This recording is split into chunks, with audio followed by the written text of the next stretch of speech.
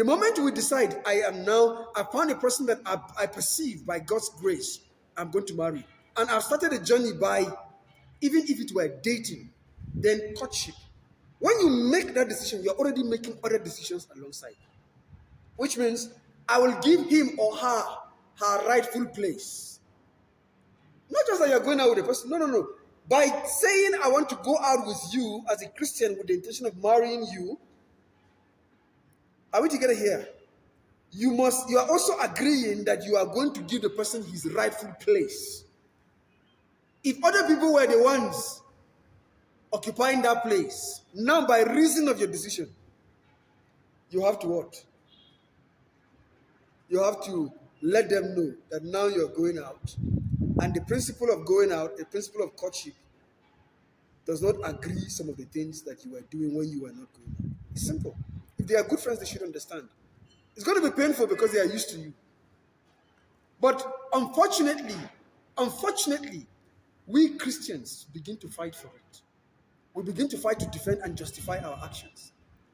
See, you just want to separate me with my friends. They've been my friends for long. Just because you came in, I just knew you just a while back. But I've been with them for years. Now you want to separate us. Well, then you can continue with them for years. Let me go my way. Are we together here? Then if you want to continue with them, why did you go look for me? Because the kind of relationship you are asking me to go into with you requires that as per your relationship with the opposite sex, in fact, I have more say than you. That's the truth. The woman has more say over the man's relationship with women. The man has more say over the woman's relationship with men. Any relationship that the girl you're going out with is not comfortable with, if she says she's not comfortable with that, your relationship with that girl, one, if in your mind you think that you're not doing anything wrong and you think that she's the one that is not getting it right, first, try to see how you will persuade her and educate her. If you are able to persuade her and she changes her mind, good. If she still doesn't change her mind, permit me to say, even if you are 200% right and she's only, in fact, she's wrong, but that you chose to go with her, you must stop those relationships until she is persuaded. If not, you are doing yourself harm. Not even her. You are doing yourself harm. If you force her to accept it, it will catch up with you tomorrow.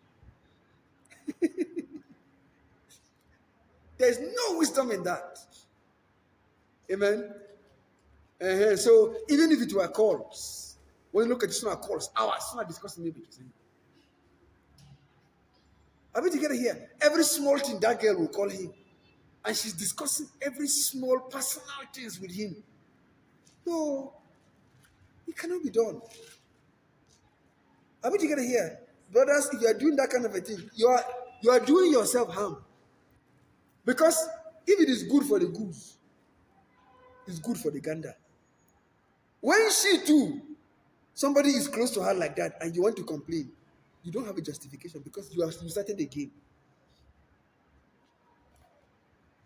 So that's that. The only thing I would say is, as Christians, be wise in the way you convey to the person that you are not okay with that. Don't put it as a fight. Don't make it a win-lose thing. Make it a win-win thing.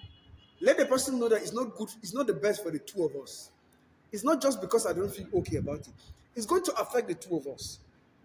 Are we together here? So it is the interest of the two of us that I'm trying to defend. It's against the principle of courtship, and if we tolerate it, both of us will cry tomorrow. I can tolerate it, but I know if I tolerate it, it is going to be to the detriment of the two of us. And even what is going to affect us tomorrow when we marry, it will affect even our children. So let's just do the right thing. Okay, any other question?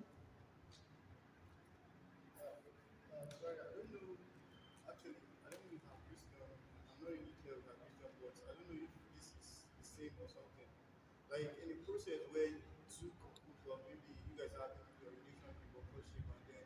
there's still an ex, so maybe one is still entertaining an ex in a relationship, like is it still okay to still entertain your ex and you know that your girlfriend or the guy is still entertaining his ex in the relationship? So I don't know if it's right or wrong. I don't know. Like, Very good question. Though it's a little extension of her own.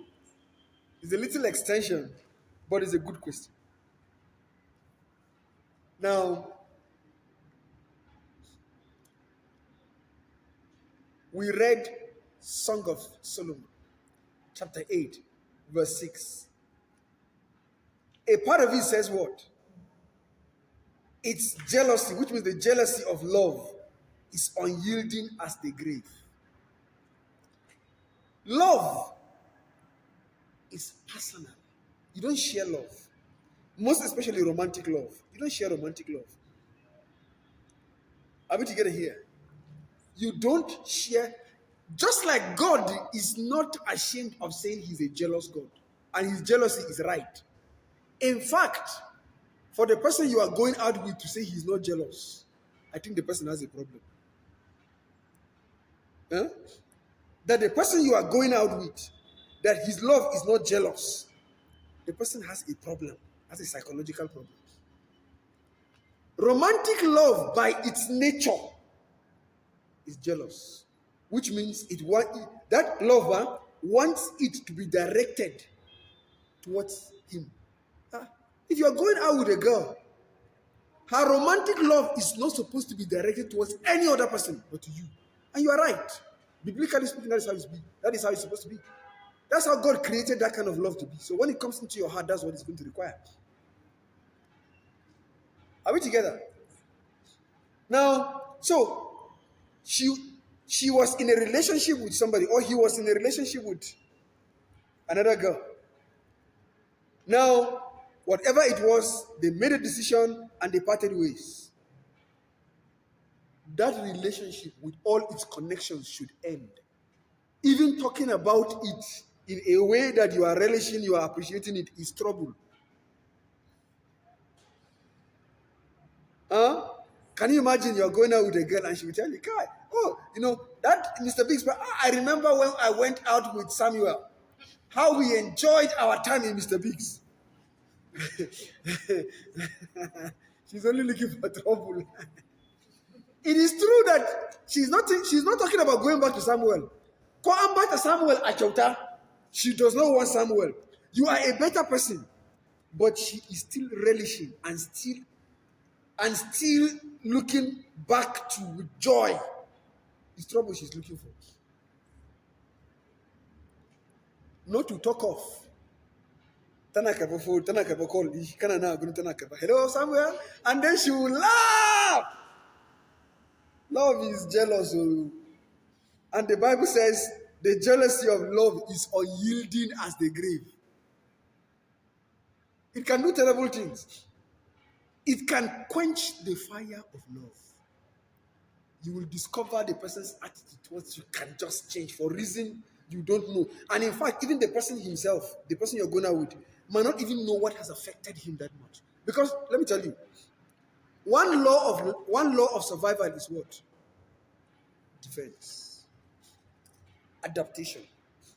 That's one law of survival. And it operates the same thing in love. If you are doing a thing that is hurting her, the natural thing that her heart will do is to build a defense.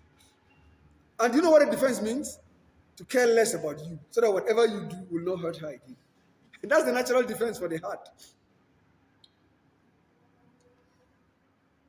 If you care about her so much and little thing that she's doing is hurting you, you are caring about her so much and little thing she's doing, and if she continues with that ex, thinking it doesn't matter, you are just being unnecessarily jealous, and she does not listen to it, it's going to make your heart to go on a defensive mode, on a survival mode. You build defense. What are another kita? I don't feel, I'm not even offended.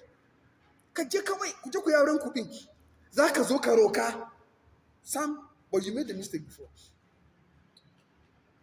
Are we together? So please, anything that has to do with X,